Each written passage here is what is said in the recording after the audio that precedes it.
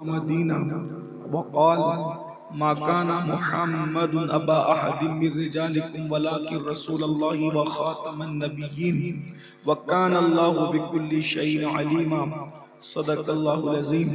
قال النبي صلى الله تعالى عليه وآله وسلم انا خاتم النبيين لا نبی بعدی او کما قال علیہ الصلاة والسلام. صدق اللہ و صدق رسول اللہ صلی اللہ تعالی علیہ وآلہ وسلم. غوث اعظم بمنے بے سر و ساما مددے قبلِ دی مددے کعبہ ایمان مددے انتظار کرم تست من عینی را اے خدا جو خدا دینو خدا دا مددے بگیردہ بے بلا افتادہ کشتی ضعیفانو شکستہ رات و کشتی بحق کے خواجہ عثمان ہارون مدد کن مدد کن مدد کن یا معین الدین چشتی. انتہائی احترام و عقیدت کے ساتھ اپنے اور ساری کائنات واللہ وعلا آلک واصحابک یا نور اللہ صلی اللہ تعالی علیہ وسلم. سب سے اولا وہ اعلیٰ ہمارا نبی، سب سے بالا وہ اعلیٰ ہمارا نبی، اپنے مولا کا پیارا ہمارا نبی، دونوں عالم کا دولا ہمارا نبی، خلق سے اولیاء، اولیاء سے رسول اور رسولوں سے اعلیٰ ہمارا نبی. بجھ گئی جس کے آگے سبھی مشعلیں شمع وہ لے کر آیا ہمارا نبی. جس نے ٹکڑے کیے ہیں قمر کے وہ ہے نور وحدت کا ٹکڑا ہمارا نبی. کون دیتا ہے دینے کو منہ چاہیے، دینے والا ہے سچا ہمارا نبی. سب چمک والے اجلوں میں چمکا کیے، اندھے شیشوں میں چمکا ہمارا نبی. غمزدوں کو رضا مجدہ دیجئے کہ ہے بے کسوں کا سہارا ہمارا نبی. آج کی یہ محفل دستار بندی کے موقع پر ختم نبوت کے عنوان سے انعقاد پذیر ہے. یہ عنوان انتہائی اہم بھی ہے اور بہت نازک بھی ہے. اسی مناسبت سے میں نے قرآن مقدس کی 2 آیات اور سیاہ ستہ سے ایک حدیث مبارکہ تلاوت کرنے کا شرف حاصل کیا ہے. اللہ تبارک و تعالی اس کے متعلق مجھے حق کہنے اور آپ تمامی حضرات کو حق سن کر اس پر عمل کرنے اور اسے عام کرنے کی توفیق عطا فرمائے. ہم لوگ جس نبی کا کلمہ پڑھتے ہیں لا الہ الا اللہ محمد رسول اللہ صلی اللہ تعالی علیہ وآلہ وسلم، کلمہ پڑھنے کے بعد صرف کلمہ پڑھ کر کوئی جنت میں نہیں جا سکتا اس وقت تک جب تک وہ کلمے کے تقاضے کو پورا نہ کرے. اگر کلمے کے تقاضے کو پورا نہ کیا گیا تو جنت نصیب نہیں ہوگی. اور کلمے کے بہت سارے تقاضے ہیں اور کلمے کے تقاضوں میں سے اہم تقاضے یہ ہیں کہ اللہ کے رسول صلی اللہ علیہ وآلہ وسلم جو لے کر آئے تھے، جو کچھ لے کر آئے تھے، جو ضروریات دین ہم جسے کہتے ہیں، جو ہمارے عقائد ضروریہ ہیں، اللہ کے رسول علیہ الصلوۃ والتسلیم اللہ کی طرف سے جو کچھ بھی لے کر آئے تھے ان سب کی دل سے تصدیق کرنا اور زبان سے اعلان کرنا یہ ہر مسلمان پر فرض ہے، لازم ہے. ہم لوگ اپنے نبی سے عشق کا دعویٰ کرتے ہیں، ہم اپنے نبی سے محبت کا دعویٰ کرتے ہیں، نبی کے نام پر جان دینے کی بات کرتے ہیں، نبی کے نام پر اولاد قربان کرنے کی بات کرتے ہیں، نبی کے نام پر مال قربان کرنے کی بات کرتے ہیں اور کرتے بھی ہیں ماشاءاللہ، مجھے انکار نہیں ہے. لیکن یاد رکھیے اللہ کے رسول علیہ السلام سے جب ہم عشق کرتے ہیں تو رسول اللہ کے بارے میں کیا کیا عقیدہ رکھنا ضروری ہے، کون کون سا عقیدہ رکھنا فرض ہے. جب ہمیں یہی پتہ نہیں ہوگا تو پھر ہم اپنے آقا سے سچا عشق کیسے کر سکیں گے. میں یہاں کے منتظمین کو مبارکباد پیش کرتا ہوں کہ انہوں نے موجودہ دور کی ضرورت کو سامنے رکھتے ہوئے انتہائی اہم عقیدے پر آج کانفرنس منعقد کی ہے۔ یاد رکھیں، اسلام دشمن طاقتیں مسلمانوں میں فرقہ واریت کو فروغ دیتی ہے اور پھر اس کے بعد مسلمانوں کو ٹکڑوں میں تقسیم کرتی ہے۔ نئے نئے عقیدے ہمارے درمیان پھیلائے جاتے ہیں تاکہ مسلمان آپس میں ایک دوسرے سے لڑائی جھگڑا کرے، ایک دوسرے سے اختلاف کرے۔ یاد رکھیے کہ جتنے نئے عقائد ہندوستان میں 1857 کے بعد رائج کیے گئے ہیں، یہ سارے نئے عقائد ہمارے ایمان کو کھوکھلا کرتے ہیں، ہمارے ایمان کو دیمک کی طرح چاٹ جاتے ہیں، ہمیں اللہ اکبر ایمان سے بے ایمانی کی طرف لے کر کے جاتے ہیں۔ اس میں سے عقیدہ یہ بھی ہے، اللہ اکبر، اللہ کے رسول علیہ السلام کے بارے میں یہ عقیدہ رکھنا کہ معاذ اللہ حضور علیہ السلام کے بعد بھی کوئی نبی آ سکتا ہے۔ استغفر اللہ۔ یاد رکھیے، ایک بات اچھی طرح یاد رکھیے، اب دھیان سے آپ کو سننا ہے میری قوم کے جوانوں، ہم عمل کتنا بھی کر لیں، اگر عقیدے کے معاملے میں مضبوط نہیں ہے تو یاد رکھیے عمل کام نہیں آئے گا۔ اور اللہ نہ کرے اگر عمل کے معاملے میں کوئی کمزوری رہ گئی، عمل کے معاملے میں کوئی کمزوری رہ گئی اور عقیدہ مضبوط تھا تو عقیدے کی مضبوطی کے صدقے میں عمل کی کمزوری کو پورا کیا جا سکتا ہے، مگر عقیدے کی کمزوری عمل کبھی پورا نہیں کر سکتا۔ اس لیے عقائد درست ہونا بے پناہ ضروری ہے۔ اللہ اکبر، یہ بات کہی گئی، کہنے والوں نے کہا کہ محمد الرسول اللہ کے بعد کوئی نیا نبی پیدا ہوگا تو ان کی خاتمیت میں فرق نہیں آئے گا۔ اللہ اکبر، ایک دجال نے یہ لکھا کہ نبی کے بعد بھی کوئی نبی نیا آ سکتا ہے، اور دوسرے دجال نے کہا جب آ سکتا ہے تو میں نبی بن کر کے آ گیا۔ اللہ اکبر، اپنے آپ سے پوچھنا چاہتا ہوں، ایک کے بعد دوسرے کی ضرورت کیوں پیش آتی ہے؟ ایک کے بعد دوسرے کی ضرورت کیوں پیش آتی ہے؟ اللہ اکبر، مثال کے طور پر پہلے نے کام مکمل نہیں کیا، پہلے نے کام مکمل نہیں کیا تو دوسرا آتا ہے کہ وہ مکمل کرے، تیسرا آتا ہے کہ وہ مکمل کرے، لیکن جب کام مکمل ہو جاتا ہے تو پھر اللہ اکبر کسی کی ضرورت نہیں رہ جاتی، کسی کی حاجت نہیں رہ جاتی۔ اللہ اکبر، یاد رکھیے اسلام لے کر کے سب سے پہلے سیدنا آدم علیہ السلام تشریف لائے اور کم و بیش 1,24,000 جتنے انبیاء تشریف لائے سب نے اسلام کی دعوت پیش کی اور سب کا ایک ہی پیغام تھا، اللہ ہے اور ایک ہے، اللہ ہے اور ایک ہے، اللہ ہے اور ایک ہے، اللہ ہے اور ایک ہے، اللہ ہے اور ایک ہے، سب نے یہی دعوت دی۔ اللہ اکبر، آدم تشریف لائے، اللہ ہے ایک ہے، داؤد آئے، اللہ ہے ایک ہے، ایوب آئے،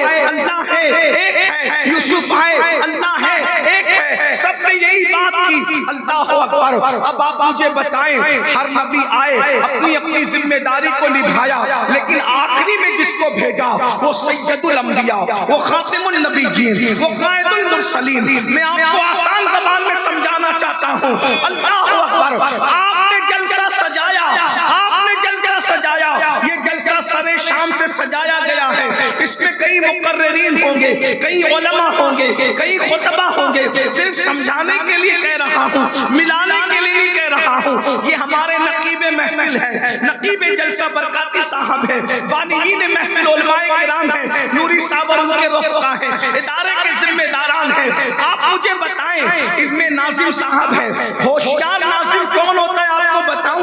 اگر بات سمجھ میں آئے گی تو میری تائید کرنا۔ ہوشیار ناظم کون ہوتا ہے؟ وہ ترتیب سے رکھتا ہے، پہلے ہلکا شاعر ہوگا، پھر اس کے بعد اس سے اچھا شاعر ہوگا اور آخری میں سب سے بہترین شاعر ہوگا۔ اسی طرح پہلے کسی طالب علم کی تقریر ہوگی، اس کے بعد مقامی مقرر کی تقریر ہوگی، اس کے بعد سب سے بہترین علم والے کی تقریر ہوگی۔ کیوں؟ اس لیے کہ جو بھی عنوان ہوگا اس عنوان میں اگر پہلے مقرر نے کمی کر دی تو دوسرا اس کو پوری کرے گا، دوسرا نے کمی کر دی تو تیسرا پوری کرے گا، تیسرے نے کمی کر دی تو جو آخری میں آئے گا وہ سارے عنوانوں کو کور کر لے گا اور آخری میں آنے والا اتنی بڑی بات کہہ دے گا اب اس سے بڑی بات کوئی کہہ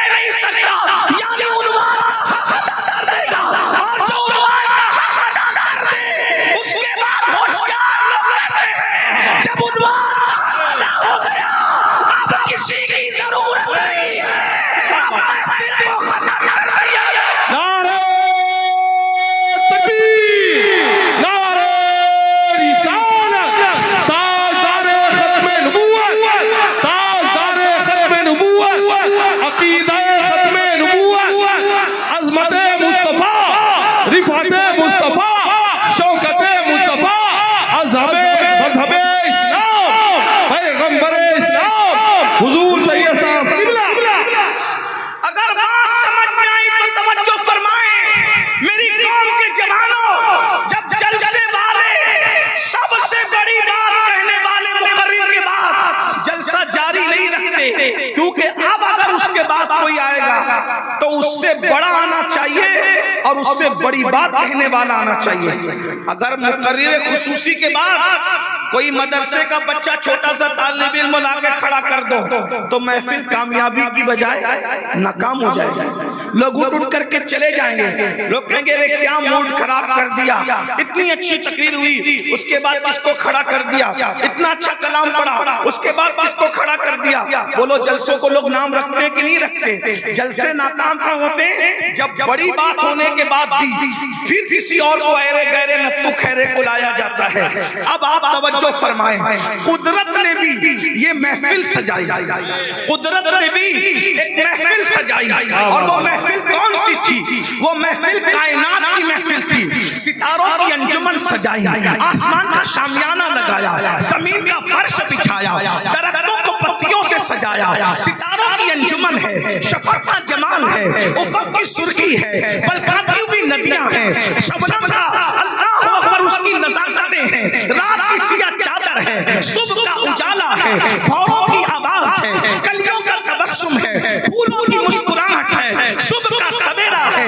اللہ اکبر، اتنی خوبصورت کائنات، چاند کی چاندنی پیدا کی، سورج کی کرنیں پیدا کی، سب کچھ پیدا کیا، اور پیدا کرنے کے بعد ایک دو نہیں 18,000 مخلوق کو پیدا کیا، اور 18,000 مخلوق کو پیدا کرنے کے بعد قدرت نے منبر پر ایک گویا کے جلسہ کیا، اور اس جلسے کا عنوان تھا اللہ ہے اور ایک ہے۔ گویا کہ اس کا نقیب سمجھانے کے لیے اس کا نقیب بلبل سدرا جبریل امین تھا، آنے والے آتے رہے، آدم آئے اللہ ہے ایک ہے، داؤد آئے اللہ ہے ایک ہے، یوسف آئے اللہ ہے ایک ہے، ایوب آئے اللہ ہے ایک ہے، ابراہیم آئے اللہ ہے ایک ہے، سب آ کر کہتے رہے اللہ ہے ایک ہے۔ لیکن لوگوں نے کہا کیا آپ نے اللہ کو دیکھا ہے؟ تو سب نے کہا نہیں دیکھا ہے، نہیں دیکھا ہے، نہیں دیکھا ہے۔ لیکن اس عنوان میں جو آخری میں آیا ہے، آنے والا خاتم النبیین بن کر اس نے کہا کیا کہا؟ اللہ ہے ایک ہے، سب نے کہا اللہ ہے ایک ہے، دیکھا نہیں ہے، لیکن جو آخری میں آیا خاتم النبیین بن کر اس نے کہا اللہ ہے ایک ہے۔ لوگوں نے کہا دیکھا ہے، کہا انی رأیت ربی۔ نعرہ تکبیر، نعرہ رسالت، لبیک یا رسول اللہ، لبیک یا رسول اللہ، تاجدار ختم نبوت، نعرہ حیدری۔ اب آپ مجھے بتائیں، اب ان کے بعد کوئی آیا، ان کے بعد کوئی آئے تو اس سے بڑی بات کرے نا، توجہ ہے آپ کی؟ ان کے بعد کوئی آئے تو ان سے بڑی، کوئی ان سے بڑی بات کر سکتا ہے؟ بولو بھائی کر سکتا ہے؟ آ ہی نہیں سکتا تو کر کیا سکتا ہے؟ آج ہمارے ملک ہندوستان میں قادیانی فرقے کو پرموٹ کرنے کی ناپاک کوشش کی جا رہی ہے، عقیدہ ختم نبوت پر ضربیں لگائی جا رہی ہیں، کئی قادیانیت کے نام پر، کئی بہائیت کے نام پر، کئی خطیب، کئی پر فتنہ شکیل بن حنیف کے نام پر۔ آپ کیا ہے یا نہیں ہے مجھے نہیں پتا، لیکن پورے ہندوستان کے اندر با نام الگ الگ ہیں، لیکن فتنہ یہی ہے ختم نبوت کا انکار۔ اب میں لوگوں سے پوچھتا ہوں، ارے میرے نبی کے بعد نیا نبی لانے والوں ذرا بتاؤ، کیا جب میرے نبی نے کہہ دیا انی رأیت ربی کہ میں نے اپنے رب کو دیکھا، تو اس سے بڑی بات کوئی کہہ سکتا ہے کہ بتاؤ؟ وہ نہیں کہہ سکتا، تو پھر جو کہہ نہیں سکتا اس کو آنے کا حق بھی نہیں ہے۔ اس لیے یاد رکھنا، ہمارے نبی کے بعد نہ کوئی نبی آ سکتا ہے نہ آئے گا۔ جو نبی کے آنے کو ممکن مانے وہ بھی کافر ہے، اور جو کہ آ گیا وہ بھی کافر ہے۔ اللہ اکبر، مجھے بتاؤ اللہ اللہ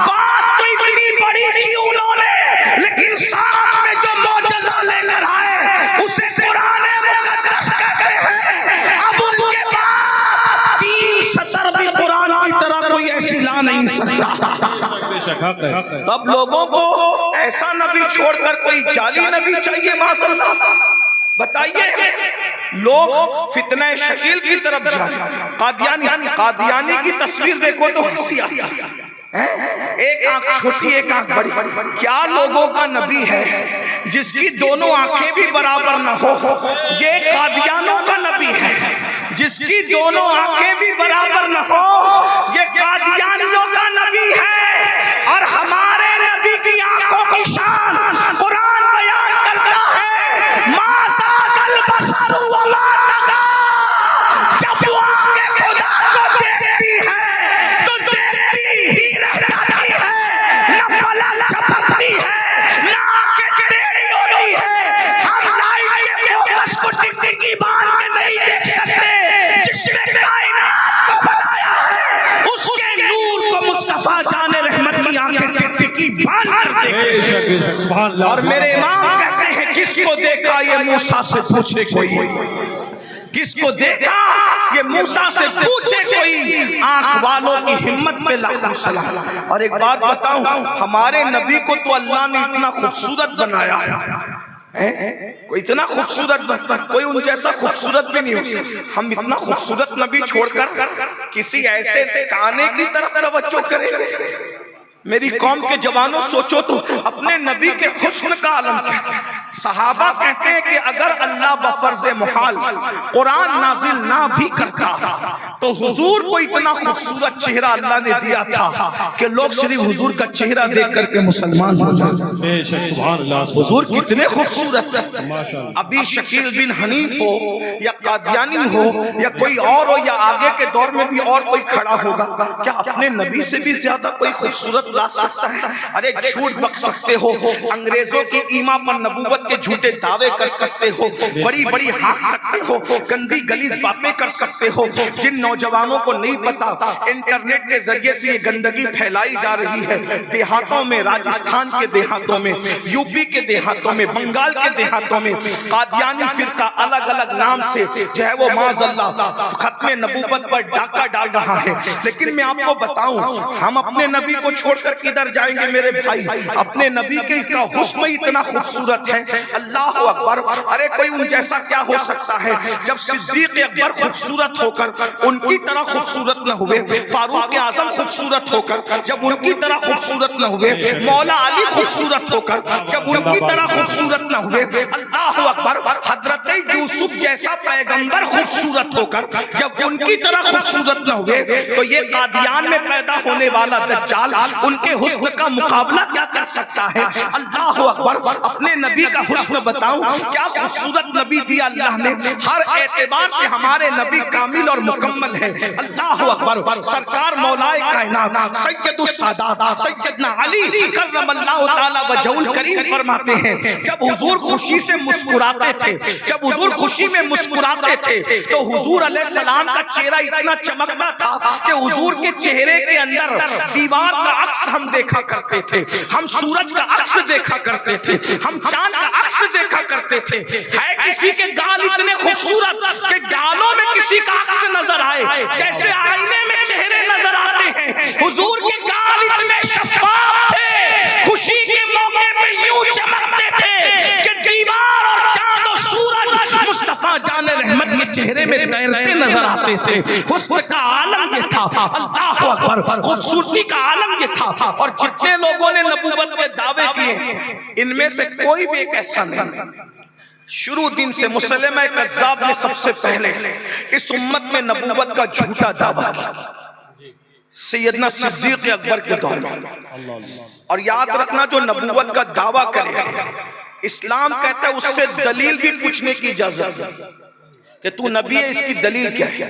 اگر آپ دلیل پوچھو گے تو بھی کافی ہو جاؤ گے۔ کیوں دلیل پوچھنے کی ضرورت کیا ہے؟ جب اللہ نے قرآن میں کہہ دیا ما کان محمد ابا احد من رجالکم ولکن رسول اللہ وخاتم النبیین، محمد صلی اللہ علیہ وآلہ وسلم تمہارے مردوں میں سے کسی کے باپ نہیں۔ حضور مردوں میں کسی کے باپ نہیں، تمہارے مردوں میں کسی کے باپ یہ آیت مدح میں نازل ہوئی، حضور کی تعریف میں نازل ہوئی۔ جب محمد صلی اللہ علیہ وسلم مردوں میں کسی کے، حالانکہ مردوں کا باپ ہونا تو خوبی کی بات ہے، لیکن یہ مدح میں آیت نازل ہو رہی ہے اور کیا کہا جا رہا ہے؟ محمد صلی اللہ علیہ وآلہ وسلم تمہارے مردوں میں سے کسی کے باپ نہیں ہے۔ مطلب کیا؟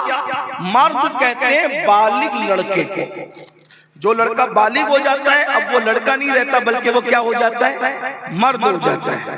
تو حضور علیہ السلام کے 2 شہزادے تھے، 2 بیٹے تھے، اور ایک روایت کے مطابق 3 بیٹے تھے، ٹھیک ہے؟ اللہ کے رسول علیہ السلام کے 2 یا 3 بیٹے تھے، لیکن کثرت سے جو جمہور کا قول ہے وہ یہ کہ حضور علیہ السلام کے 2 بیٹے تھے، اور دونوں کے مزاروں کی زیارت میں نے کی ہے۔ ایک کا مزار سیدہ خدیجۃ الکبریٰ کے قدموں میں ہے جن کا نام قاسم ہے، اور قاسم کی بنیاد پر حضور کو ابو القاسم کہا جاتا ہے، اور دوسرے کا مزار اللہ اکبر جنت البقیع میں ہے، ابھی بھی وہ مزار موجود ہے، قربان جائیں اللہ اکبر۔ کتنے مزارات مٹ چکے لیکن یہ مزار کی نشاندہی ابھی بھی ہوتی ہے، کیونکہ جو ہے وہ قد کے اعتبار سے وہ مزار چونکہ ننھے بچے کا ہے تو وہ مختصر ہے، تو اس کو دیکھ کر اندازہ ہوتا ہے کہ کسی بچے کا مزار ہے، اور وہ مزار میرے آقا کے شہزادے حضرت سیدنا ابراہیم کا مزار ہے، ابراہیم ابن محمد کا مزار ہے۔ تو آقا علیہ السلام کے دونوں شہزادے بالغ نہیں ہوئے، تیسرے کا بھی ذکر ہے لیکن اس طرف نہیں جاتا، بالغ نہیں ہوئے، وہ نابالغی میں دنیا سے تشریف لے گئے۔ کیوں؟ اللہ کے رسول علیہ السلام فرماتے ہیں اگر میرے بعد نبوت کا سلسلہ جاری رہتا تو میرا بیٹا ابراہیم نبی ہوتا، اور ایک مقام پر یہاں فرمایا کیا اگر ابراہیم جوان ہوتے، حیات ہوتے تو وہ نبی ہوتے، لیکن چونکہ میرے بعد کوئی نبی نہیں ہے، لا نبی یا بعدی۔ اللہ اکبر۔ اب میں آپ سے پوچھتا ہوں، ننھے بچے کسی کے انتقال کر جائیں تو لوگ کیا کہتے ہیں؟ ہائے اس کا بچہ انتقال کر گیا، بچپنے میں اس کی گود خالی ہو گئی، بچہ دنیا سے تشریف لے گیا۔ اب آپ سے پوچھتا ہوں میرے بھائی، جب تم اپنے دوست کے ننھے سے بچے کی موت نہیں دیکھ سکتے تو اللہ اکبر، اللہ نے جس کو اپنا محبوب بنایا ہو، جس کو وجہ تخلیق کائنات بنایا ہو، اپنی قدرت کا شاہکار بنایا ہو، ان کی رضا میں اپنی رضا رکھے۔ خدا کی رضا چاہتے ہیں دو عالم، خدا چاہتا ہے رضائے محمد، ان کی رضا میں اپنی رضا رکھے۔ اب میں آپ سے پوچھنا چاہتا ہوں میرے بھائیوں، پھر اللہ نے محبوب کے ننھے ننھے بچوں کو موت کیوں دی؟ ذرا یہ بھی تو غور کریں، اللہ نے محبوب کے ننھے ننھے بچوں کو موت کیوں دی؟ اور محبوب نے بھی دعا نہ کی اللہ میرے ننھے بچوں کو موت سے ہمکنار نہ کر، ان کو جوان کر دے، بڑا کر دے۔ کیوں؟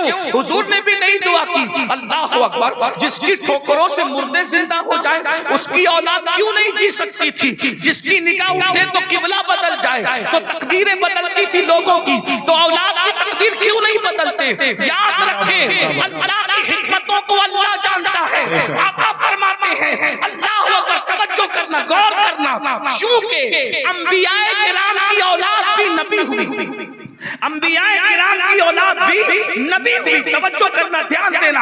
ابراہیم علیہ السلام نبی، ان کے بیٹے اسحاق نبی، ان کے بیٹے اسماعیل نبی، اسحاق نبی، ان کے بیٹے یعقوب نبی، یعقوب نبی، ان کے بیٹے یوسف نبی۔ اسی طریقے سے بہت سارے انبیاء نبی تھے، ان کے بیٹے بھی نبی ہوئے۔ اب میرے آقا علیہ السلام کا کوئی بیٹا جوان ہوتا، توجہ، جوان ہوتا اور جوان ہو کر نبی نہ ہوتا تو کیا ہوتا؟ ختم نبوت نہ رہتی۔ اللہ اکبر، اللہ اکبر، توجہ فرمائے۔ کوئی جوان ہوتا اور جوان ہو کر کے نبی بن جاتا تو ختم نبوت نہ رہتی، اور اگر نبی نہ ہوتا تو لوگ کہتے ہیں اس فضیلت میں فلاں نبی آگے بڑھ گئے کہ ان کا بیٹا تو نبی ہوا، ان کا بیٹا نبی نہیں ہوا۔ توجہ ہے؟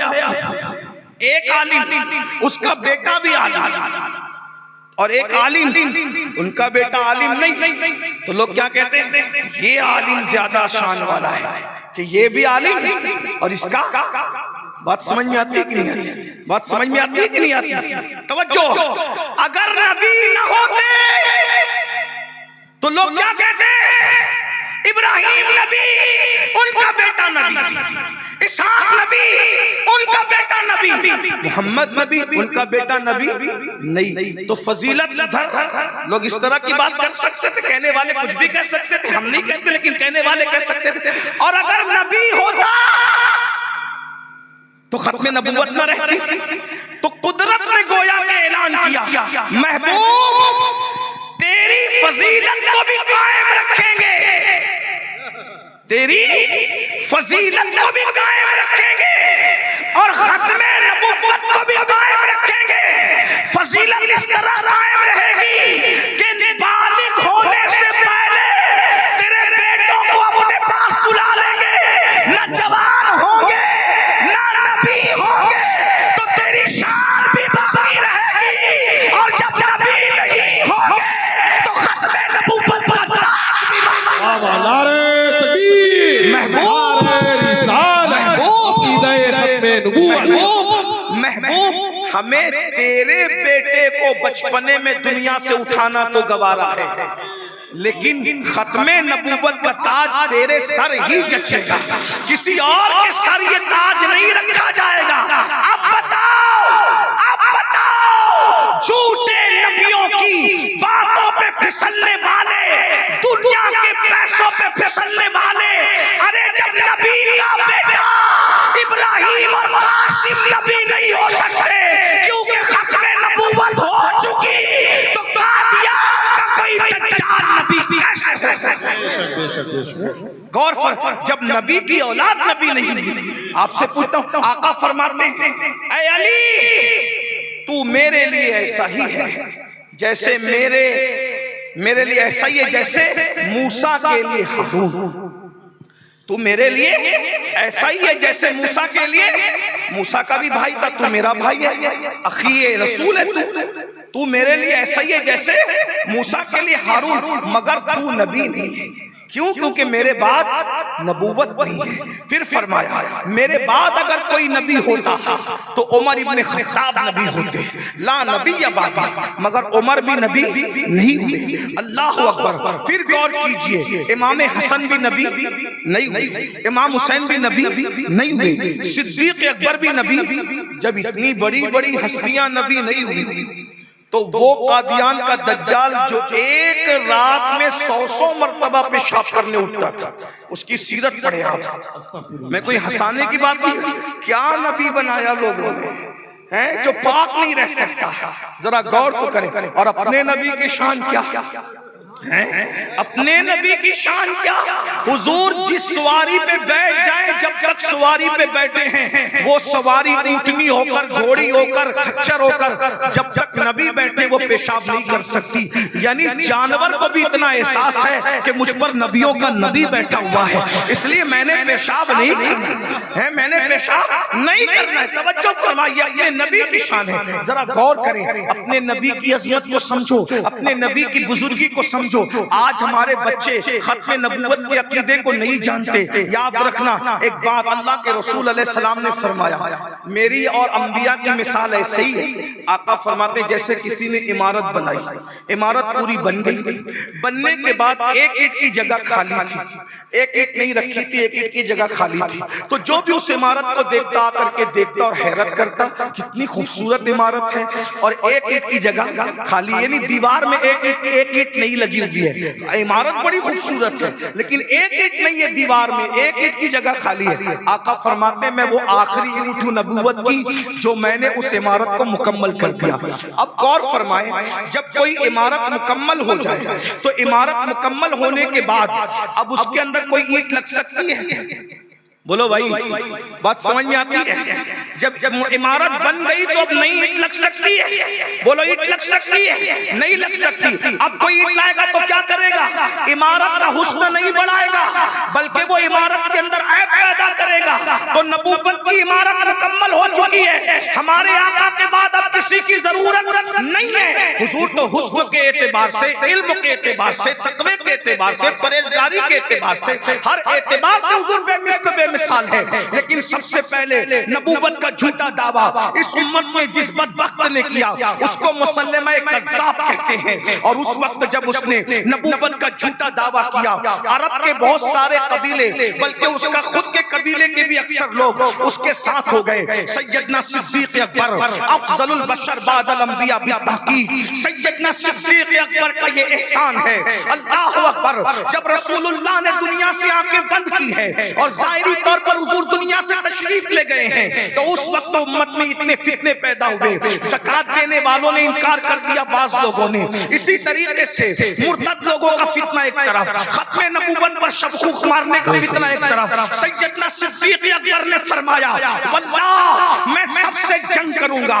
یہ صدیق اکبر, پتا چلا مسلک کی سب سے پہلی جنگ, توجہ کرنا, مسلک کی سب سے پہلی جنگ جس نے لڑی ہے اسے افضل البشر بعد الانبیاء بالتحقیق صدیق اکبر کہا جاتا ہے. آج کل لوگ کہتے ہیں مولانا یہ مسلک کی بات نہ کرو, یہ مسلک کوئی چیز نہیں, مسلک کے بارے میں ہم سے سوال نہیں ہوگا, مسلک کے بارے میں ہم سے وہ اللہ نہیں پوچھے گا. آپ لوگ کیا لڑاتے رہتے ہیں مولوی لوگ مسلک کے بارے میں؟ میں کہتا ہوں یاد رکھنا, مسلک کی سب سے پہلی جنگ صدیق اکبر نے لڑی ہے, صحابہ کے امام نے لڑی ہے, اور اکیلے نہیں لڑی ہے, سارے صحابہ صدیق اکبر کے ساتھ ہیں. پتا چلا جنہیں مسلک سے چڑ ہے وہ صحابہ کے عقیدے کا باقی ہے, وہ اہل بیت کے عقیدے کا باقی ہے. لوگ کہتے ہیں صرف کلمہ پڑھ کر کام چل جائے گا, مسلک کے لیے نہ لڑا کرو.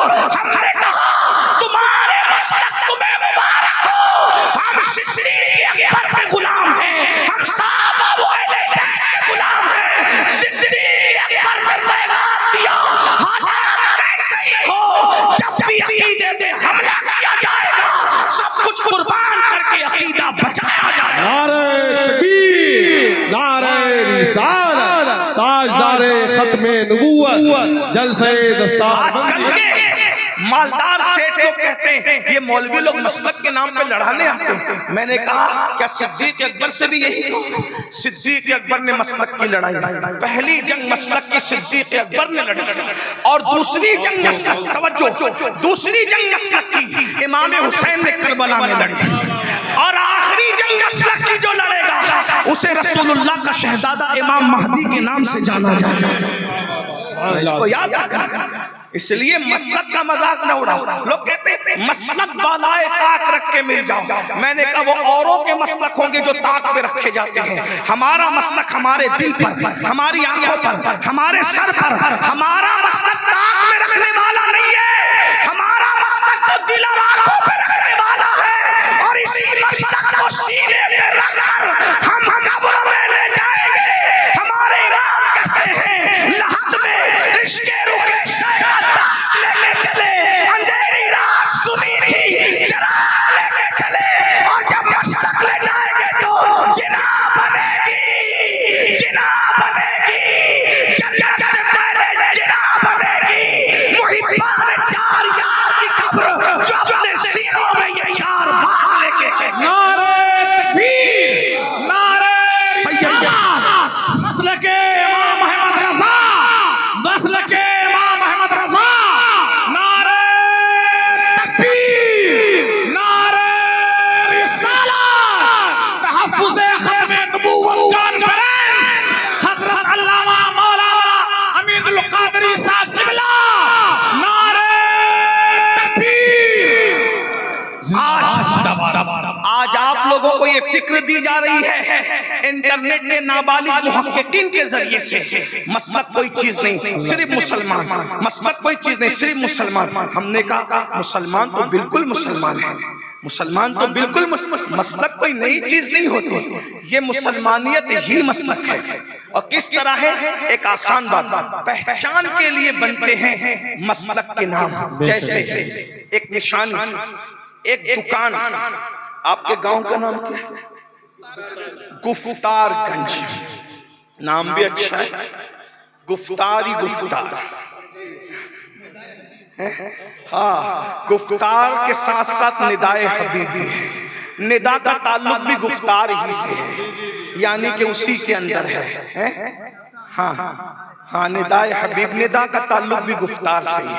اقبال بڑا اپدیشک ہے، من باتوں میں موہ لیتا ہے، گفتار کا غازی بن گیا، کردار کا غازی بن نہ سکا۔ لیکن آپ گفتار والے بھی اور کردار والے بھی، تبھی تو اتنی ٹھنڈی میں ایسے جم کے بیٹھے ہو۔ اور میرے بھائی تو کھڑے ہو کے بھی سن رہے ہیں، اتنی دیر تک کھڑے ہونے سے پیر درد کرتے ہیں، لیکن تمہیں سلام و نبی کی محبت میں کھڑے ہو کے سن رہے ہیں۔ اللہ تبارک و تعالی جو بیٹھے ان کو بھی، جو کھڑے ان کو بھی قیامت کے دن اللہ رب العزت کھڑے ہونے سے محفوظ کر لے۔ جس دن 50,000 سال تک لوگوں کو کھڑے ہونا ہوگا، نبی کی محفل میں بیٹھنے والوں کو اللہ کھڑے ہونے سے محفوظ کر لے۔ میں عرض کیا کر رہا تھا، گفتار گنج میں ایک دکان تھی جہاں پر دیسی گھی ملتا تھا، اوریجنل پیور دیسی گھی ملتا تھا، وہ گفتار گنج میں۔ اللہ اکبر۔ اب ہوا کیا؟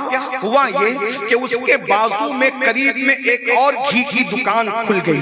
جب گھی کی دکان کھلی تو اس میں جو ہے وہ ویسی خالصیت نہ رہی، تو کیا ہوا، اس نے ویسے ہی گھی کی دکان کھولی تو دوسری دکان کھولنے والا بھی کہے گا دیسی گھی کی دکان، دیسی گھی کی دکان۔ تو جو پرانی دکان والا ہے وہ کیا کرے گا، بھائی جب اسی نام سے اس نے دکان کھول دیا تو اس کو کیا کرنا پڑے گا، وہ اپنی دکان کے لیے کوئی پہچان مقرر کرے گا۔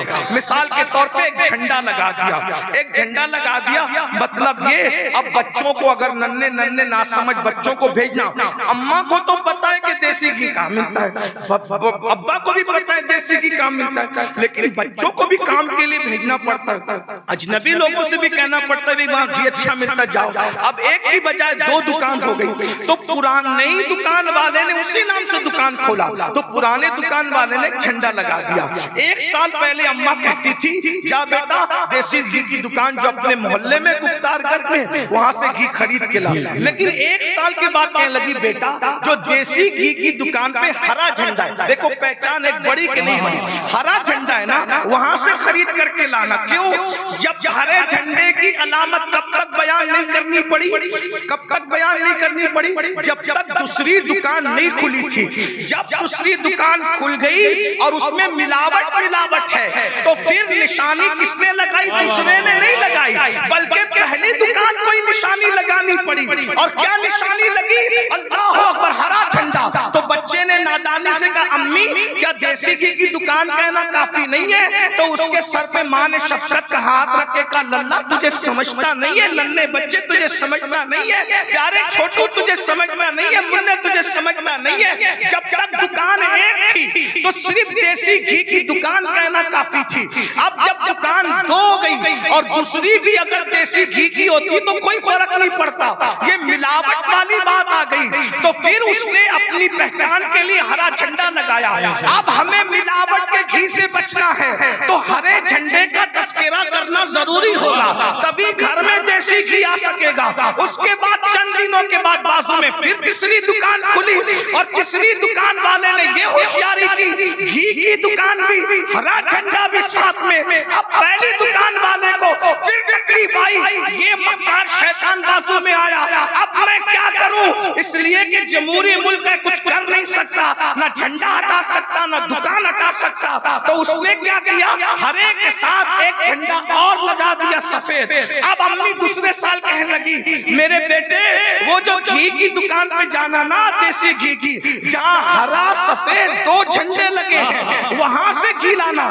بات سمجھنے میں سمجھانے میں کامیاب ہوا تو میرا آنا کامیاب ہوا، بات سمجھ میں آئی۔ پہلے رسول اللہ کے دور میں سبھی مسلمان تھے اور صرف مسلمان تھے، کوئی سنی نہیں تھا، کوئی شیعہ نہیں تھا، کوئی وہابی نہیں تھا، کوئی تبلیغی نہیں تھا، سب مسلمان تھے، کیونکہ رسول اللہ صلی اللہ علیہ وسلم کے دور میں سب مسلمان ایک تھے، لیکن مسلمانوں سے کچھ لوگوں نے کٹ کے الگ جماعت بنا لی۔ اللہ اکبر، مسلمان بھی کہتے تھے، نبی بھی توہین بھی کرتے تھے، مسلمان بھی کہتے تھے، عذاب قبر کا انکار بھی کرتے تھے، تو اس وقت مسلمانوں نے کہا اب یہ نئی دکان جو کھلی ہے ملاوٹ کی، اس سے آنے والی قوم کو بچانے کے لیے ہمیں بھی کوئی نشانی مقرر کرے گی، تو اب مسلمان کے ساتھ ہو گیا سنی مسلمان۔ کچھ بدلا، کچھ بدلا، کچھ اس کے بعد کچھ اور ایسے آئے. تیسری دکان کھلی, مسلمان سنی مسلمان لیکن عقیدے میں گڑبڑ کرتے تھے, تو پھر اسی حق والوں نے اسی دکان نے کہا, اب اس ظالم نے شیطان نے دوسری تیسری دکان کھول کے مسلمان بھی کہا سنی بھی کہا, تو ہم کیا کہیں گے اپنے آپ کو؟ ہم ماتریدی اور اپنے آپ کو اشعری کہیں گے تاکہ اس سے پہچان ہو جائے. پھر اللہ اکبر اللہ اکبر. پھر اس کے بعد کسی نے دکان کھولی تو کہا مسلمان بھی کہیں گے, سنی بھی کہیں گے, ماتریدی بھی کہیں گے اور اشعری بھی کہیں گے, ساتھ میں حنفی بھی کہیں گے, شافعی بھی کہیں گے, حنبلی بھی کہیں گے, مالکی بھی کہیں گے. دیکھیے دکانیں بڑھتی گئی, نشانیاں بڑھتی گئی, اور جب 14ویں صدی میں مسلمان بھی کہلائے, مسلمان بھی کہلائے, سنی بھی کہلائے, حنفی بھی کہلائے, اور نبی کے لیے کہا دیوار کے پیچھے کی خبر نہیں, مسلمان بھی ہے کہہ رہے, سنی بھی ہے, حنفی بھی کہلا رہے ہیں, اور کہنے دیوار کے پیچھے کی خبر نہیں, اور پھر کہنے نبی کے بعد کوئی نبی آ سکتا ہے. یعنی نام تو وہی ہے لیکن بکواس الگ الگ ہے. تو ایک مرد قلندر اٹھا اور پوری علماء کی جماعت لے کر کے جو کہہ رہے تھے کہ دیوار کے پیچھے کی خبر نہیں, ان کو جواب دیا, ارے وہ میرا ڈالڈا ڈلڈا ہوگا جس کو دیوار کے پیچھے کی نہیں, جو ہمارا نبی ہے جس کو ہم محمد الرسول اللہ کہتے ہیں, یہ دیوار کی اوقات کیا ہے اور کوئی غیب کا تم سے نیا ہو بلا, جب نہ خدا ہی چھپا تم پہ قرار درود. نعرہ تکبیر, نعرہ رسالت, عشق محبت, عشق محبت, عشق محبت, عشق محبت, پیار محبت, پیار محبت, پیار محبت, پیار محبت, مسلک اعلی حضرات, مسلک اعلی حضرات, مدرسہ دارالعلوم ہے سنت دائے حبیب, جشن دستار بندی, جشن دستار بندی, تحفظ تحفظ ختم نبوت کانفرنس, تحفظ ختم نبوت کانفرنس. نعرہ تکبیر, نعرہ رسالت, زندہ باد زندہ باد. بتائیے نشانی بڑھنے سے کوئی چیز بدلتی ہے؟ نہیں بدلتی. نشانی بدلنے سے یا بدلنا نہیں بدلتی, نشانی بڑھنے سے فائدہ کس کا ہوتا ہے؟ پبلک کا ہوتا ہے. اور آگے پتہ نہیں کس کس نام سے نشانی بدلے گی, بلکہ ہندوستان میں جن لوگوں کو چڑ ہے کہ اس نام سے کیوں پکارا جاتا ہے, اس نام سے کیوں پکارا جاتا ہے, تو کبھی اسلام اور سنیت کو علماء دہلوی کے نام سے جانا گیا, کبھی علماء خیر آبادی کے نام سے جانا گیا, کبھی علماء بدایوں کے نام سے جانا گیا. تو ہر دور میں نشانی بڑھتی چلی گئی, تو نشانی بڑھنے سے کوئی نقصان نہیں ہوتا. تو میں عرض کیا کر رہا تھا بھائیوں, آپ کی توجہ ہے, مسلک کی سب سے پہلی جنگ کس نے لڑی؟ افضل البشر بعد الانبیاء سیدنا صدیق اکبر نے. اب توجہ کرنا, سیدنا صدیق اکبر کو کسی نے مشورہ دیا, اے مسلمانوں کے خلیفہ, اتنے سارے محاذ کھلے ہوئے ہیں, اللہ اکبر, ایک طرف مانعین زکات کا فتنہ ہے, یعنی کچھ لوگ ہیں جو زکات دینے کے منکر ہو گئے, کچھ لوگ ہیں جو معاذ اللہ ارتداد کی طرف جا رہے ہیں, اور کچھ لوگ ہیں ایسے معاذ اللہ ثم معاذ اللہ کہ لوگوں نے ختم نبوت کا انکار کر دیا ہے. اس کے بعد روم کی فوج مسلمانوں کو مارنے کے لیے, توجہ کرنا, بہت اہم نقطے پہ بات کر رہا ہوں, توجہ کرنا, رومی فوج, توجہ کرنا, خاص توجہ, میں کوئی آنکھ بند کر کے اندھ بھکت کی طرح گفتگو کرنے کا عادی نہیں ہوں. ہم حقائق کی راہوں کے مسافر ہیں, ہم سچائی کی راہوں کے مسافر ہیں. اور ایک بات یاد رکھنا, سنی دعوت اسلامی کا یہ درہ امتیاز ہے, ہم کئی مسلک کو چھپا کے بات کرنے کو جائز نہیں سمجھتے. ایسے کام کو آگ لگے, ایسے کام پہ لعنت ہو جو مسلک کو ختم کر کے کیا جائے. واللہ ہم تو زندگی میں نہیں, مرنے کے بعد بھی مسلک کا نعرہ بلند کرنے کے امیدوار ہیں. میں وہ سنی ہوں, جمیل قادری مرنے کے بعد میرا لاشا بھی کہے گا الصلاۃ. نعرہ تکبیر, نعرہ رسالت, عظمت مصطفیٰ. حالات بتانا چاہتا ہوں، حالات کی نزاکت کو بتانا چاہتا ہوں، خاص طور پہ پڑھے لکھے طبقے سے میں گزارش کر رہا ہوں۔ روم کی فوج یعنی اس وقت کی سپر پاور طاقت مسلمانوں کو کچلنے کے لیے لاکھوں فوج جمع کر چکی۔ توجہ کریں، یہ جو کہا جاتا ہے نا مولانا حالات خراب ہے، تھوڑا چپ ہو جاؤ آپ لوگ، مسلک کی بات نہ کرو، حالات اچھے نہیں۔ میں نے کہا برے حالات ہی میں مسلک کی جنگ لڑی، پہلی جنگ برے حالات ہی میں لڑی گئی ہے، اور ہمیشہ برے حالات ہی میں بڑے کارنامے انجام دیے جاتے ہیں۔ توجہ کرنا، لوگ کہتے ہیں حالات اچھے نہیں، ذرا چپ ہو جاؤ، مسلک کی بولی نہ بولو۔ ہم نے کہا جنہیں چپ ہونا، واللہ مسلک کی ایک دن کی زندگی بد مسلکی کی کروڑوں دن کی زندگی سے بہتر ہے۔ بے شک بے شک، زندہ باد زندہ باد۔ لعنت ہے اس زندگی پر جو مسلک کو چھوڑ کر، یہ بات یاد رکھیے، توجہ کریں۔ وقت کی سپر پاور جسے رومیوں کی حکومت کہتے ہیں، تھوڑا سا سنجیدگی کا مال، تھوڑا چلم چاٹ نہ کریں، بہت اچھے سے سنیں آپ لوگ، آنے والوں کو آنے دے، جانے والوں کو، یہ بہت اہم نکتے کی بات کریں۔ اگر یہ بات سمجھ میں آ جائے تو یوٹیوب پر بیٹھ کر جو نابالغ محققین مسلک کو منہ چڑھا رہے ہیں ان کو بات سمجھ میں ہے، وہ تو نہیں سمجھیں گے کیونکہ وہ تو ایجنٹ بنے ہوئے ہیں، کم سے کم بھولی بھالی ہماری عوام سمجھ جائے، ہماری پبلک سمجھ جائے۔ توجہ کریں آپ، غور کیجئے، آج کہاں جا رہے ہیں؟ سب مل کے رہو، مسلک کوئی چیز نہیں، مسلک، اور اس کے بعد مسلک کی بات کرنے والوں کو متشدد کہا جاتا ہے، فرقہ پرست کہا جاتا ہے۔ اللہ ٹھیک ہے، یہ ٹائٹل 1000 مرتبہ ہمیں قبول ہے، اس لیے کہ یہ کام صدیق اکبر نے بھی کیا ہے، یہ کام امام حسین نے بھی کیا ہے۔ اور ایک بات بتاؤں، صدیق اکبر اور امام حسین کے بیچ میں جس نے مسلک کی جنگ لڑی ہے اسے مولا کائنات سید السادات سیدنا علی مرتضی کرم اللہ وجہہ الکریم۔ جنگ نہروان کیا تھی؟ جنگ نہروان کیا تھی؟ یہ بھی مسلک کی جنگ۔ تھوڑی بات میں تھوڑی بہت اہم بات کر رہا ہوں، تھوڑی ایک بار درشی۔ اصل میں تقریر یاد کر کے نہیں آتا، آپ کی جیسے توجہ ہوتی ہے پھر اسی طرح بات ہو جاتی۔ میں تو سبق سنانے آتا ہوں، آدمی جب یاد کر کے آتا ہے نا تو آپ کچھ بھی کرتے رہے وہ سناتا ہی رہے گا، عرفانی روحانی حقانی تقریر رٹ کر، وہ میرا مسئلہ نہیں ہے۔ میں بہت چھوٹا سا طالب علم، میں نے ابھی وہاں تک رسائی حاصل نہیں کی ہے، ویسے میرا قوت حافظہ اتنا مضبوط نہیں کہ میں روحانی حقانی عرفانی تقریر یاد کر۔ اگر یہی یاد کرنے کی بات ہوتی تو سب سے پہلے اللہ کرے میں قرآن حفظ کرتا، کتاب حفظ کرنے کی بجائے۔ لیکن تھوڑی توجہ آپ، لوگ کہتے ہیں حالات اچھے نہیں، مسلک کی بات بات صرف مسلمان۔ میں نے کہا رومی امپائر، اللہ اکبر، روم کی حکومت کیا کر رہی تھی؟ لاکھوں کی فوج جمع کر چکی، لاکھوں کی فوج، مسلمانوں کو ختم کر دینا ہے۔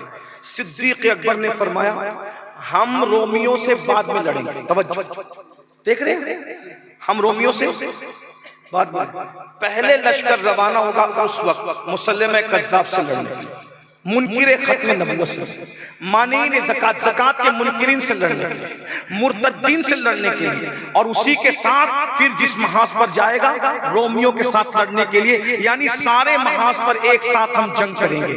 کسی نے کہا، بلکہ وہ کسی اور کون تھا میں آپ کو بتاؤں وہ کون تھا کہنے والا، دھیان سے سنو، سیدنا فاروق اعظم تھے، فاروق اعظم، غیظ المنافقین، امام المجاہدین، جانشین رسول دوم، رسول اللہ کے دوسرے جانشین، صدیق اکبر سے کہا صدیق اکبر آپ اتنے محاذ پر ایک ساتھ جنگ کریں گے مدینہ خالی ہو جائے گا، مدینہ خالی ہو جائے گا، رومیوں سے لڑ رہے ایک ساتھ، اسی وقت مسلمہ کذاب سے منکر ختم نبوت سے بھی لڑ رہے ہیں، اسی کے ساتھ زکوٰۃ کے منکروں سے بھی لڑ رہے ہیں، اسی کے ساتھ مرتدین سے بھی لڑ رہے ہیں۔ لیکن ذرا غور کیجئے صدیق اکبر کتنے نرم دل انسان تھے، رقیق القلب تھے، صحابہ میں سب سے نرم دل آدمی ابو بکر صدیق، ان سے بڑا نرم دل کوئی نہیں، لیکن نرم دل اپنوں کے لیے ہونا یہ مومن ہے، اور مسلک کے باغیوں کے معاملے میں نرم دل ہونا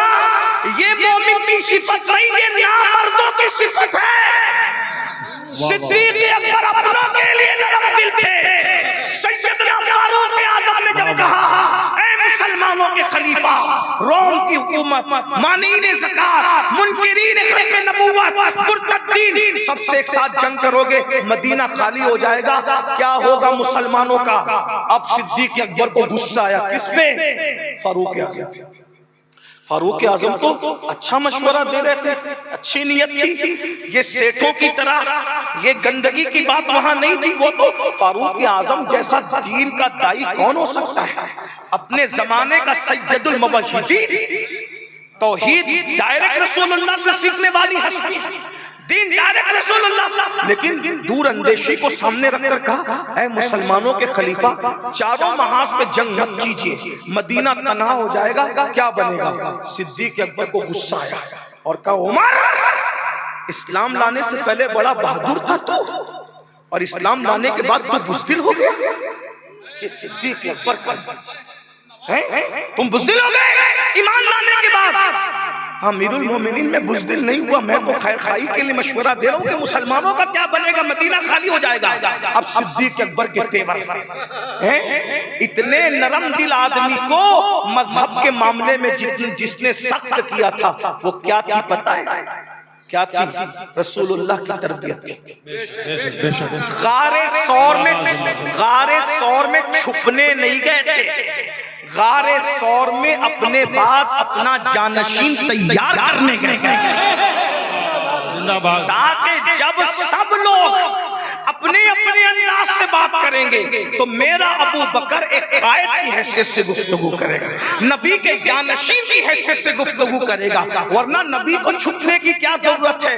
ارے جو گھر سے نکل آئے اور کافر ان کو دیکھ نہ سکے تو وہ اگر مکمل مدینہ شریف چلے جائے تو ان کو کون دیکھ سکتا تھا؟ وہاں چھپنا نہیں تھا، وہاں اپنے جانے کے بعد کسی کو اپنا جانشین تیار کرنا تھا، اور جانشین کیسے تیار کیا؟ اپنے دل کی تجلی صدیق کے دل پہ ڈالی۔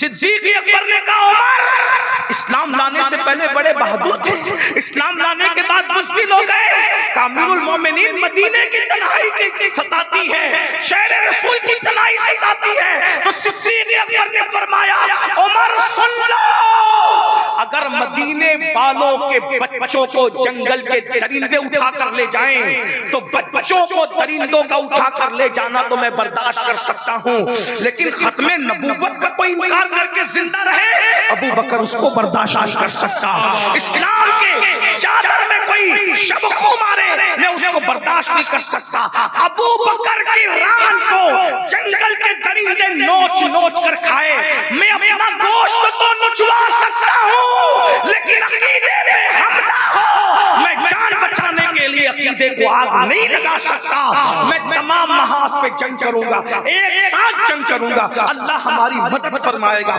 اللہ ہماری امداد کرے گا۔ اور یہ بات بھی جوانوں تمہیں بتا دوں، پھر روم پر بھی حملہ ہوا، روم کا جواب بھی دیا گیا، مانعین زکات یعنی زکات کے منکروں کا جواب بھی دیا گیا، مرتدین سے بھی لڑا گیا، اور مسلمہ کذاب سے بھی جنگ کی گئی۔ اب مسلمہ کذاب سے جو جنگ ہوئی وہ مسلک کی جنگ کی شان سے ہو رہی تھی۔ صحابہ کرام نے صدیق اکبر کو کہا اے ابو بکر یہ بتائیے کہ جو لوگ مسلمہ کذاب کے ساتھ چلے گئے ہیں تو وہ تو ہماری طرح داڑھی رکھے ہوئے، کیونکہ ہم ہی میں سے ٹوٹ کر کے گئے ہیں، ہماری طرح داڑھی ہے، ہماری طرح سر پہ امامہ ہے، جیسے ہم لا الہ الا اللہ پڑھتے ہیں وہ بھی لا الہ الا اللہ پڑھتے ہیں، تو اب ہم کیسے پہچانیں کہ یہ ختم نبوت کا غدار ہے یا ختم نبوت کا وفادار ہے؟ کیسے پہچانیں؟ اس صدیق اکبر نے کہا اگر پہچاننے میں شبہ ہو تو میں تمہیں ایک علامتی نشان دیتا ہوں جس کو انگلش میں لوگ کوڈ ورڈ کہتے ہیں۔ کیا تھا وہ کوڈ ورڈ؟ کیا تھا؟ کیا تھا؟ کہا کہ جب تمہیں شبہ ہو کہ یہ مسلمان ہے یا ختم نبوت کا غدار ہے تو تم کہنا یا محمدہ یا محمدہ یا محمدہ، یا محمدہ کے جواب میں جو یا محمدہ کہے سمجھنا یہ ختم نبوت کا وفادار ہے، اور اگر یا محمدہ کے جواب میں یا محمدہ نہیں کہے سمجھنا یہ ختم نبوت کا غدار ہے، کافر ہو چکا ہے۔ یا محمدہ کا مطلب کیا؟ علماء موجود ہے، دستار بندی کا جلسہ ہے۔ یا حرف ندا، حرف ندا کے بعد محمد منادا، اور منادا پہ جب مد آ جائے تو مدد کا فائدہ دیتا ہے۔ تب اس کا مطلب کیا ہوگا؟ مطلب یہ ہوگا یا رسول اللہ ہماری مدد کیجئے، یا رسول اللہ ہماری مدد کیجئے۔ رسول اللہ مدینے میں ہے، جنگ لڑی جا رہی ہے یمامہ کی سرزمین پر، حضور مدینے میں جنگ ہو رہی ہے یمامہ میں، حضور زمین کے اوپر نہیں ہے ظاہری حیات میں، حضور پردہ فرما چکے ہیں۔ پردہ فرمانے کے بعد ابو بکر یمن میں نعرہ لگوا رہے ہیں یا رسول اللہ ہماری مدد کیجئے۔ واہ واہ، نعرہ تکبیر، نعرہ رسالت۔ توجہ تو فرمائے، اور کیا کہا؟ جو اس کے بدلے میں کہا یا محمدہ، تو تم کیا کہنا؟ اپنا مان لینا۔ اور اگر یا محمدہ کے بدلے میں یا محمدہ نہ کہے تو پھر اس کو اس کی جگہ پہنچا دینا جہاں اس کا وہ حقدار ہے۔ جو جہاں کا حقدار ہے پھر اس کو وہاں پہنچا دینا۔ اللہ اکبر۔ اور جنگ ہوئی، پتہ ہے کتنی بڑی قربانی دی مسلک کی جنگ میں صحابہ نے۔ کیا کہتے بکتے ہو؟ تمہیں مفت میں اسلام مل گیا تو تمہیں مسلک اور دین سے نفرت ہو رہی؟ آدھا تیتر آدھا بٹے، زہر اور حلوہ سب ملانا چاہتے ہو؟ سیدنا صدیق اکبر نے جب مسلک کی جنگ کی ہے، پتہ ہے 700 حافظ قرآن صحابہ اس جنگ میں شہید ہوئے۔ 700۔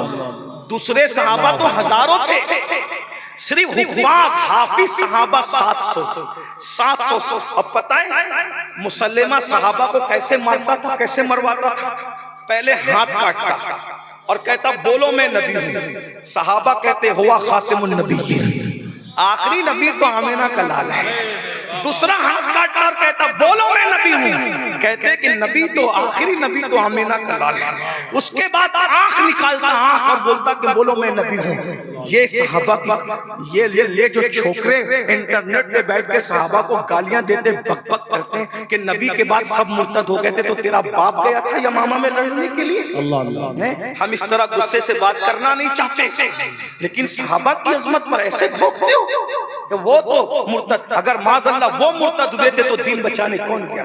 مسلمہ کذاب سے لڑنے کے لیے۔ اور کیا سمجھتے ہو؟ ارے تم سے تو تمہارا داماد نہیں چھوٹا۔ ان لوگوں نے دنیا چھوڑی ہے، دنیا ہاتھ کٹا کر محمد رسول اللہ پڑھنا آسان ہے، آنکھ نکلوا کر محمد رسول اللہ پڑھنا آسان ہے، زبان کٹا کر محمد رسول اللہ کے اشارے کرنا آسان ہے، ہونٹ کٹا کے محمد رسول اللہ کا اشارہ کرنا آسان ہے۔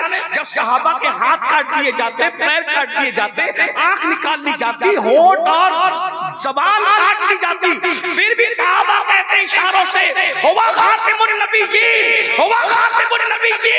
او جھوٹے، تو نبی نہیں ہے، آمینہ کا لال یہ آخری نبی ہے، ان کے سوا کوئی آخری نبی نہیں ہو سکتا۔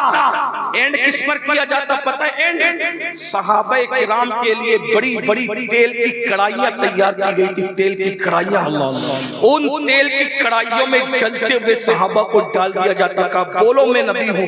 صحابہ کہتے ہیں مر جائیں گے لیکن نہیں کہیں گے، اور وہ ہزاروں صحابہ شہید ہوئے۔ اس وقت کون کام آیا؟ اب وہ بھی سن، یہ بھی سن، رابضیوں کی بولی سن کر کے پھسلنے والے بھائیوں سے میری گزارش ہے، اس وقت کون کام آیا وہ بھی سن۔ اس وقت کام آنے والی شخصیت حضرت وحشی کی تھی۔ وحشی، یہ وحشی کون تھے؟ جنہوں نے حضرت امیر حمزہ کو شہید کیا، جنہوں نے حضرت امیر حمزہ کو، اور حضور نے ان کو معاف کیا تھا۔ یہ بھی میرے آقا کا اخلاق ہے، چچا کے قاتل کو معاف کیا۔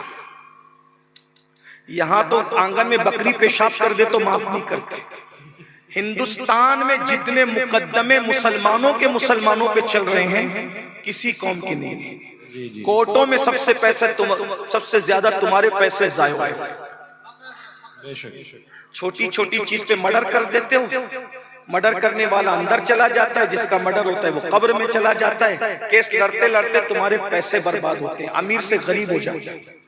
کیس کرنے پیدا ہوئے تھے، ایک مسلمان وہ تھا جو دوسرے مسلمان پر اپنی جان قربان کر دیتا تھا. ایک مسلمان تھا دوسرے مسلمان کو بھوکا دیکھتا تھا تو اپنے بچوں کو پانی پلا کے سلا کر کے دوسرے مسلمان کو کھلاتا تھا. اور آج کیا ہو گیا؟ چھوٹی چھوٹی بات پہ ہاتھ کی مہندی نہیں چھوٹی، بیوی شوہر پہ کیس کر رہی ہے.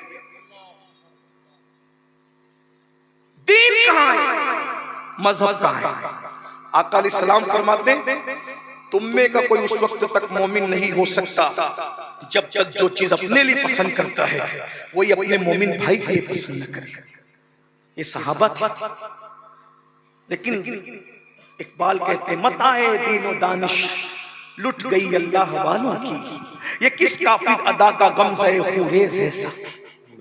توجہ کرو، سب سے چہیتے چچا امیر حمزہ کا قاتل وحشی.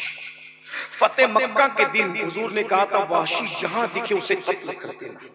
وحشی کو لوگوں نے کہا وحشی محمد رسول اللہ صلی اللہ علیہ وسلم. میں کہہ رہا ہوں کیونکہ ہم لوگ اسی طرح حضور کا نام لیتے ہیں، محمد صرف کہنے میں ہمیں اچھا نہیں لگتا، بلکہ لفظ محمد کہنے سے پہلے بھی رونگٹے کانپتے ہیں کہ اتنی گندی زبان سے اتنا پاکیزہ نام کیسے لے سکتا ہوں. ہزار بار بشویم دہن ز مشک و گلاب ہنوس نام تو گفتن کمال بے ادبی. حضور اگر میں ہزاروں مرتبہ مشک اور گلاب سے اپنا منہ دھو لوں تو ایک مرتبہ بھی میری زبان اس کی حقدار نہیں ہے کہ نام محمد کہہ سکے. یہ نام کوئی کام بگڑنے نہیں دیتا، بگڑی بھی بنا دیتا ہے سب نام محمد. کیا ہوا میرے بھائیوں؟ فتح مکہ کے دن کہا وحشی جہاں نظر آئے میرے چچا کا قاتل ہے اسے قتل کر دیا جائے. وحشی کو خبر ہوئی کہ آقا نے اعلان کیا کہ وحشی جہاں دکھے اسے قتل کر دو، یعنی وحشی کا نام بلیک لسٹ میں تھا. وحشی کو خبر ہوئی، بہادر آدمی تھا، حبشی غلام تھا. آیا حضور بیٹھے ہوئے تھے صحن کعبہ میں، کعبے کے صحن میں گردن جھکائے حضور بیٹھے تھے. ایسے میں آیا حضور کے سامنے کھڑا ہو گیا صلی اللہ علیہ وسلم اور کہنے لگا اے محمد، ابھی کلمہ نہیں پڑھا، اے محمد صلی اللہ علیہ وسلم کیا مجھے معاف نہیں کر سکتے آپ مجھے معاف نہیں کر سکتے؟ سرکار نے نظر اٹھا کے دیکھا، کہا کون ہے تو کون ہے؟ اس نے کہا میں وحشی ہوں، حمزہ کا قاتل. آپ مجھے معاف نہیں کر سکتے؟ یہ میرے نبی کے اخلاق ہے. میرے نبی نے فرمایا تجھے معاف کر دوں گا. معاف کر دیا، ایک شرط ہے کلمہ پڑھ لے میں تجھے معاف کر دوں. چچا کے قاتل کو معاف کر رہے ہیں. وحشی وحشی تھا. وحشی نے کہا اچھا میں کلمہ پڑھ لوں گا آپ مجھے معاف کر دیں گے، لیکن سنا ہے کہ آپ کا اللہ آپ سے بہت محبت کرتا ہے، آپ معاف کر دیں گے؟ اگر آپ کے اللہ نے مجھے معاف نہیں کیا تو؟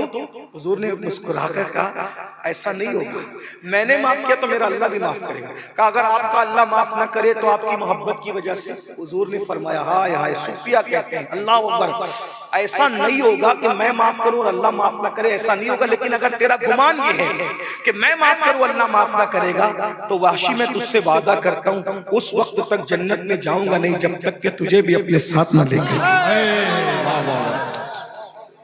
ہے کوئی کائنات میں ہے کوئی ایسا؟ چچا کے قاتل کے ساتھ کوئی ایسا ہے؟ معاف بھی کر، معاف بھی کر. اور پھر کہا وحشی ادھر اب ہے. وحشی نے کلمہ پڑھا، رونے لگے میں نے بہت اچھے آدمی کو قتل کر دیا. سرکار نے میں ادھر میرے پاس بیٹھے، اپنے پاس بیٹھا، کہا مجھے بتا تو نے میرے چچا کو کیسے مارا تھا؟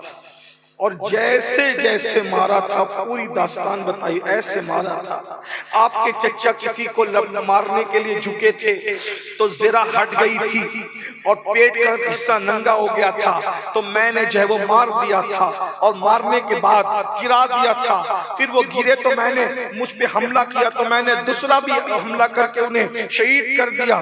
پھر ایک عورت کو بلایا جس عورت کے ساتھ میرا معاہدہ تھا، اس عورت نے سینہ چیرا، سینہ چیر کر کے نکالا، نکال کر کے کلیجہ نکالا، کلیجہ نکال کر کے اس کو کچا چبایا، چبا چبا کر کے تھوکا، انگلیاں کاٹی، ہونٹ کاٹے، زبان کاٹی، کان کاٹے. کاٹے اور اس کو سوئی دھاگے کے ذریعے پیرو کر کے گلے کا ہار بنا کر اپنی منت کے مطابق پہنا. لیکن یہ بھی تاریخ ہے فتح مکہ کی. وحشی کو بھی معاف کیا, جس خاتون نے کلیجہ چبایا تھا اس کو بھی معاف کیا. لیکن بس اتنا کہا, وحشی اب تو میرے سامنے مت آنا, میں نے تجھے معاف تو کر دیا مگر تو میرے سامنے مت آنا. کیوں یا رسول اللہ؟ آقا نے فرمایا جب تو میرے سامنے آئے گا میرے چچا کا وہ شہادت کا منظر میرے سامنے آئے گا, اس لیے تم آیا کرنا لیکن میرے سامنے نہ آنا. آقا نے معاف کیا, آقا نے معاف کیا. اب وہ وحشی حضور نے معاف کیا. پوری زندگی بے چین رہتے. میں نے حمزہ کو, حضور کے چچا کو شہید کیا. حضور کے چچا کے ہونٹ میری وجہ سے کاٹے گئے, سینہ کاٹا گیا, کلیجہ چبایا گیا. میں وجہ بنا. تمنا کرتے تھے کوئی ایسا کام کر لوں جس سے حضور مسکرا دیں, کوئی ایسا کام کر لوں جس سے حضور خوش ہو جائیں, کوئی ایسا کام کر لوں جس سے حضور خوش ہو جائیں. جب صدیق اکبر نے کہا نبی کی ختم نبوت پر ڈاکہ ڈال رہا ہے, اے رسول اللہ کے صحابہ, اے جوان تابعین, جاؤ اور یمامہ جا کر کے جنگ لڑو, اس جو نبوت کا جھوٹا دعویٰ کرنے والے مسلمہ کذاب کو جہنم رسید کر دو. تو وحشی کو موقع مل گیا, چلو چلتے ہیں. احد کی جنگ میں جو مسلمانوں کا نقصان کیا تھا جب میں کافر تھا, اب میں مسلمانوں کا کوئی فائدہ کر دوں, حضور کو خوش کر دوں. اور اس کے بعد یمامہ کی جنگ میں گئے. بہت نشانہ باز آدمی تھے وحشی اس جنگ میں شریک ہوئے. سب لوگ لڑ رہے تھے لیکن وحشی کو ایک ہی آدمی کی تلاش تھی. وحشی نے سوچا نہ رہے گی بانس نہ بجے گی بانسری, جب بجا ہی نہیں رہے گی تو سارا میٹر ہی ختم ہو جائے گا.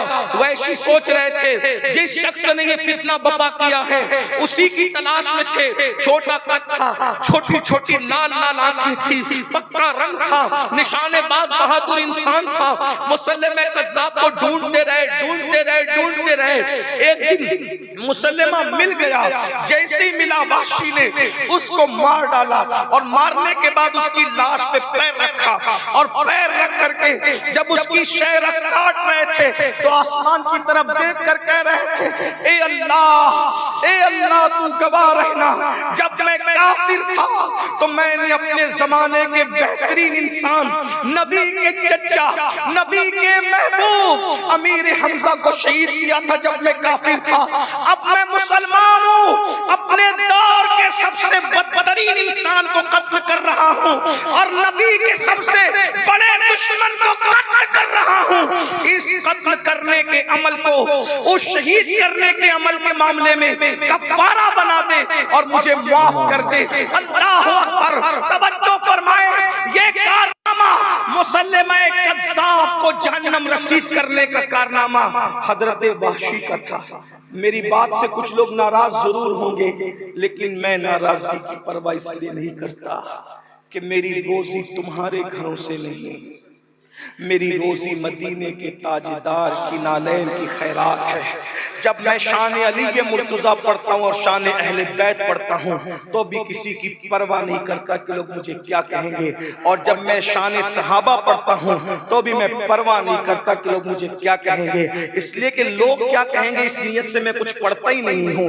میری فکر تو بس یہ ہے کام وہ لے لیجئے, تم کو جو راضی کرے, ٹھیک ہو نا میں رضا, تم پہ کروڑوں درود. میرے عزیز, میرے جوان, وحشی کے بارے میں کچھ کہنے سے پہلے تھوڑا سوچ لینا. میرے عزیز, جب رسول اللہ نے کسی کو معاف کر دیا, ایک بات پوچھتا ہوں, اگر آپ کے ابا نے کسی کو معاف کیا تو کیا آپ اس سے بدلہ لوگے تو باپ کے وفادار رہو گے؟ میرے بھائی, جس کو رسول اللہ معاف کر دیں ہم ان کا حساب کتاب لے کر کے کیوں بیٹھے ہوئے ہیں؟ اس لیے میری گزارش ہے, یہ حضور کے صحابہ ہیں. تو عرض کیا کر رہا تھا, یہ صدیق اکبر نے لڑی ہے ختم نبوت کی پہلی جنگ, اور یہ جنگ لڑی جاتی رہے گی. یاد رکھنا, اپنے بچوں کو بتاؤ ہمارے آقا خاتم النبیین ہے, اور خاتم النبیین کا مطلب کیا ہے؟ آخری نبی. کیا مطلب ہوا؟ آخری نبی کس کو کہتے ہیں؟ آخری مطلب ہوا اس کے بعد کوئی نہ آئے. آخری کا مطلب یہ اس کے بعد.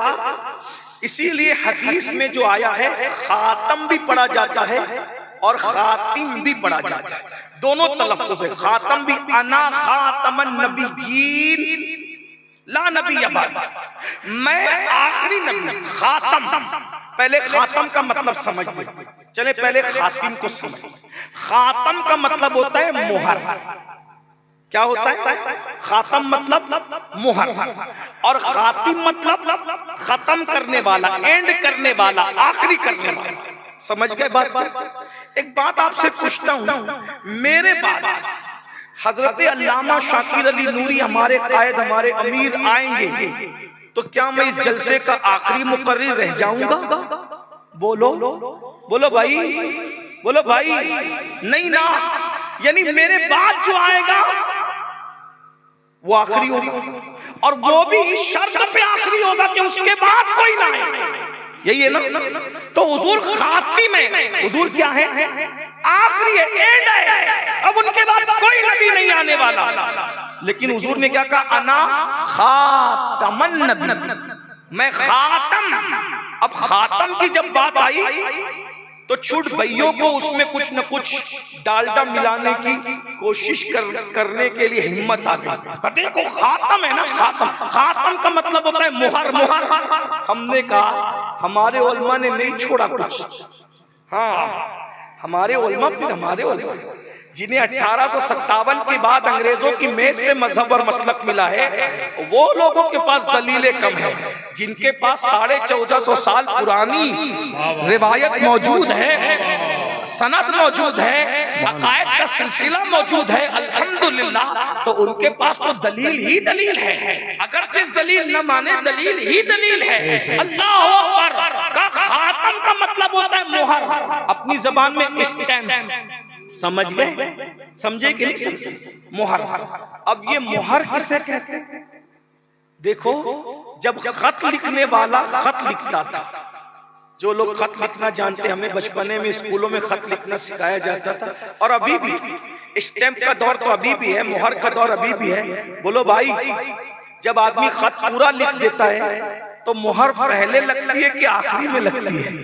بولو بھائی، بات سمجھ میں آ رہی کہ نہیں؟ بات سمجھ میں آ رہی کہ نہیں؟ عنوان مشکل ہے، لیکن دیہات میں بیٹھ کر کے یہ جو آپ سمجھ رہے ہیں، یہ حضور غوث پاک کا کرم ہے، یہ غریب نواز کی عنایتیں ہیں، یہ خاتم النبیین کا فیضان ہے، اور اللہ تعالیٰ کی خصوصی مدد ہے، ورنہ اتنا مشکل عنوان اتنی آسانی سے آپ کو سمجھ میں نہیں آتا، لیکن آپ بہت غور سے سن رہے ہیں، اس کا مطلب آپ کو سمجھ میں آ رہا ہے۔ اور میں وہ آدمی نہیں کہ آپ کو کہوں کہ سمجھ میں آئے تو بھی بولو سبحان اللہ، اور نہیں سمجھ میں آئے تو بھی بولو سبحان اللہ، وہ میٹر یہاں نہیں ہے، سمجھ میں آئے تو ہی، نہ سمجھ میں آئے تو پوچھو، جو پوچھ سکتے ہو، ہمیں جواب دینا آئے گا تو دیں گے، نہیں دینا آئے گا، ہمارا اسٹیج یتیم نہیں ہے، بڑے بڑے علماء مفتیان کرام یہاں موجود ہیں، حضرت علامہ مفتی منظر صاحب موجود ہیں، ہمارے بھائی، بڑے بھائی سید مولانا سید محمد قادری صاحب، بہت سے علماء، میں سب کے نام نہیں جانتا اور سب کی ڈگریاں بھی نہیں جانتا، لیکن یہ ٹوپیاں بتا رہی ہے، چہرے بتا رہے کہ یہ چھوٹے موٹے لوگ نہیں ہیں، اور اگر اس اسٹیج سے یہ مسئلہ حل نہ ہو تو پھر ہمارے یہاں کمی نہیں ہے، بڑے اکابرین ابھی بھی ہمارے پاس موجود ہیں الحمدللہ۔ اور اگر کہیں پر کوئی گاڑی رکتی ہے تو میرے امام نے 1200 کتابیں ہمارے لیے چھوڑی ہیں، ہاں اگر قادیانی گڑبڑ کرے گا تو قہر الدیان موجود ہے، ہاں جزا اللہ عدوہ موجود ہے، ہمارے پاس موجود ہے یہ سب کتابیں الحمدللہ، اللہ کا شکر ہے۔ ہم لوگ یتیم نہیں، یہ بڑا ذخیرہ رکھتے ہیں، توجہ کریں، خط جب کوئی لکھتا ہے تو اسٹیمپ کب لگاتا ہے؟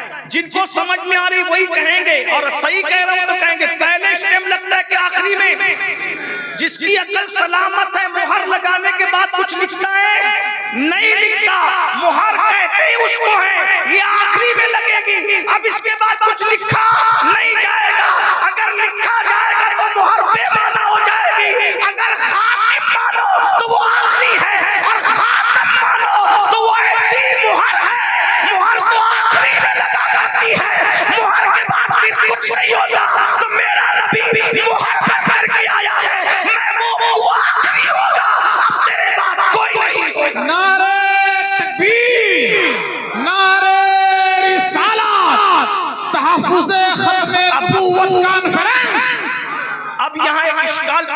دیا جاتا ہے. یہاں ایک شبہ پیدا کہ حضرت عیسیٰ تو آئیں گے نا. ہاں اندھے کو بڑی دور کی کوری سوجی. حضرت عیسیٰ اب بالکل آئیں گے, بالکل آئیں گے, انکار کسے.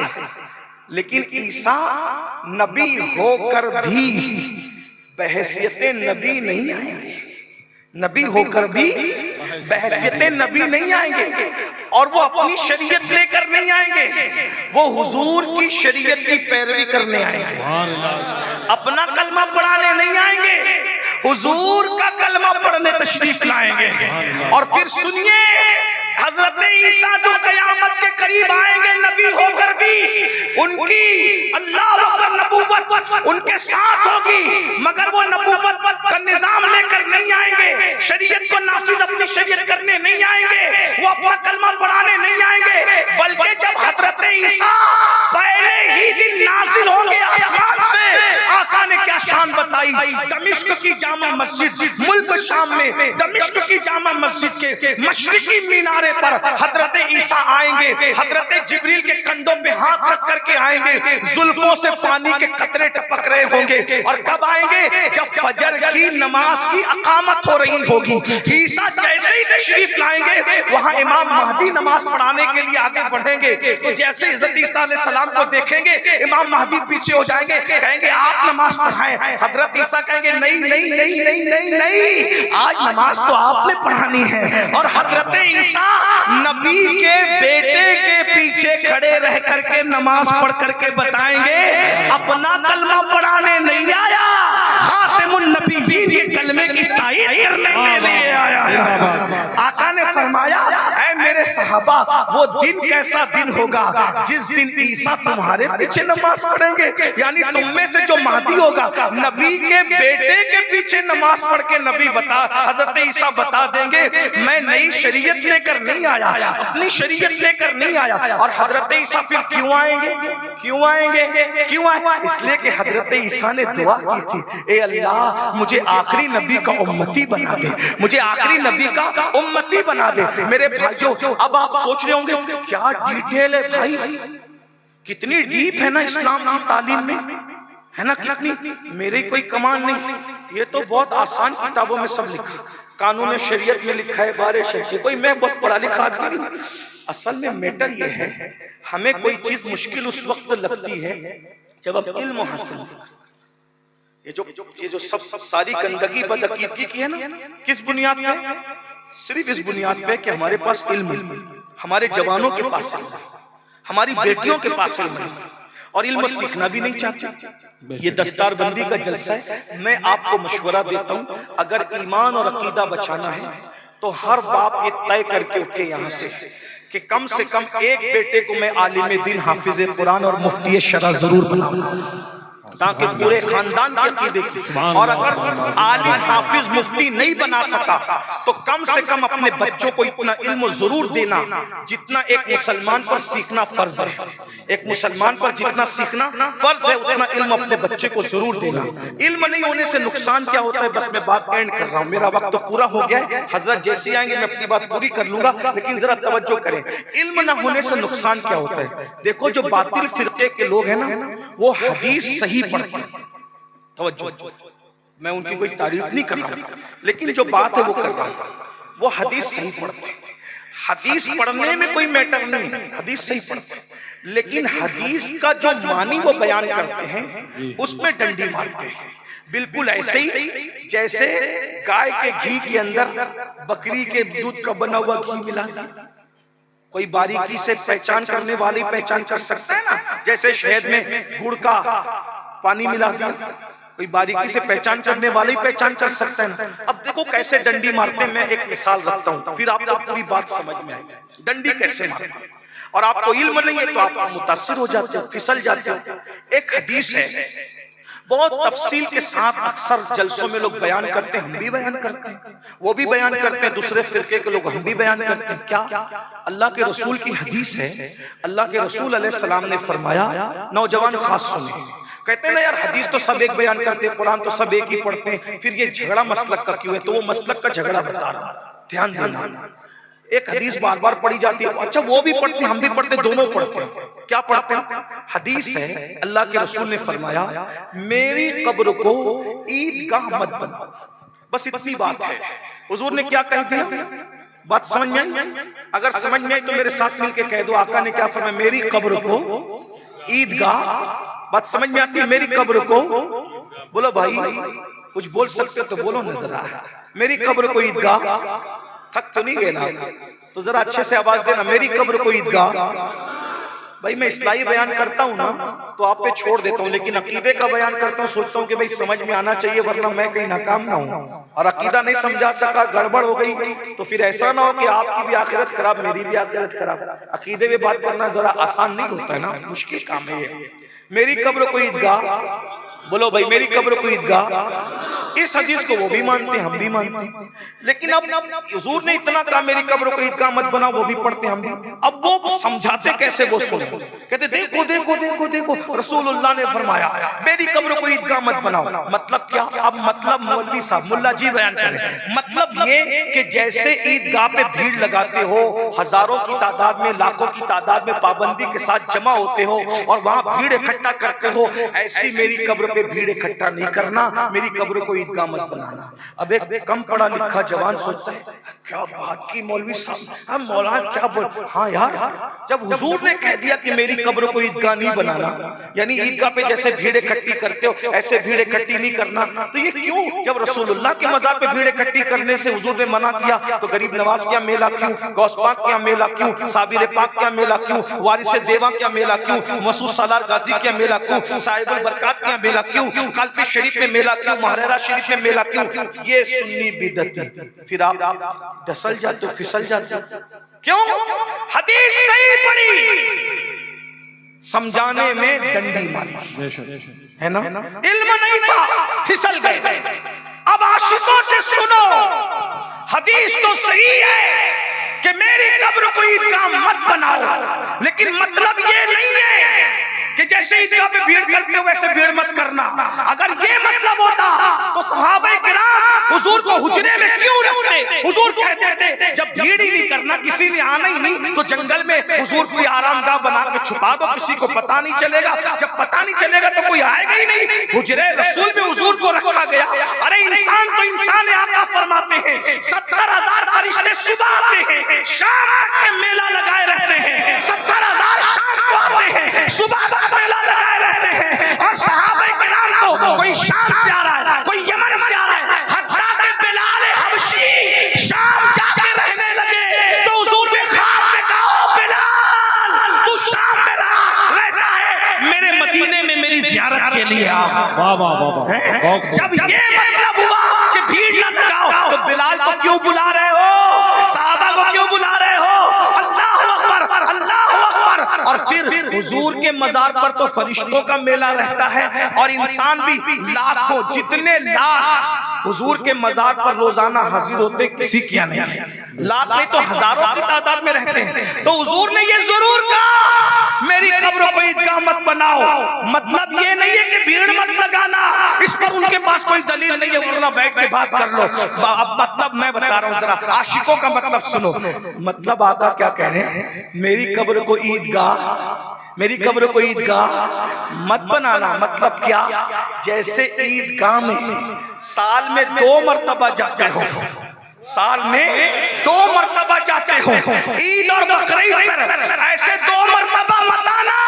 او میرے عاشقوں، جب جب موقع ملے تب آ جانا، کیونکہ من زار قبری وجب له شفاعتی. جس نے میری قبر کی زیارت کی اس پر میری شفاعت واجب ہونے. نعرہ تکبیر، نعرہ رسالت، تحفظ ختم نبوت کانفرنس، حضور سید امیر القادری صاحب قبلہ، آل رسول، مذہب اسلام، مسلک اعلی حضرت. میرے بھائیوں، میں الحمدللہ ہمارے مالیگاؤں میں کئی عیدگاہ ہیں، ایک عیدگاہ کا میں خود بھی امام ہوں اور اب تقریباً کم و بیش 10-11 سال ہو رہے ہیں میں امام ہوں. لیکن امام ہو کر بھی میں سال میں دوسری مرتبہ کبھی عیدگاہ نہیں جاتا. تیسری مرتبہ نہیں جاتا، بلکہ اب تو دوسری بار بھی نہیں جا پاتا ہوں، لیکن تیسری بار تو کبھی نہیں گیا۔ یہ پوچھو بڑے بڑے متقی لوگ بیٹھے ہوئے، کوئی عیدگاہ تیسری بار سال میں جاتا ہے؟ آپ جاتے ہو؟ تہجد گزار بھی عیدگاہ تیسری بار سال میں نہیں جاتا، تو آقا نے کیا کہا؟ عیدگاہ نہیں بنانا، یعنی 2 مرتبہ گن گن کے نہیں آنا، جب موقع ملے، صبح موقع ملے تو آنا، شام موقع ملے تو آنا، رات موقع ملے تو آنا، آتے رہنا جاتے رہنا۔ کیوں؟ کیونکہ ہر عبادت پہ ثواب ملتا ہے، توجہ، ہر عبادت پہ ثواب ملتا ہے، ہر عبادت پہ ثواب ملتا ہے۔ حج کرو ثواب، نماز پڑھو ثواب، روزہ رکھو ثواب، زکات دو ثواب، بہن کے ساتھ اچھا سلوک ثواب، ماں باپ کا چہرہ دیکھو ثواب۔ لیکن رسول اللہ کا مزار دیکھو تو شفاعت کا وعدہ ملتا ہے۔ ثواب والا پھنس سکتا ہے، شفاعت کے وعدے والا نہیں پھنس سکتا۔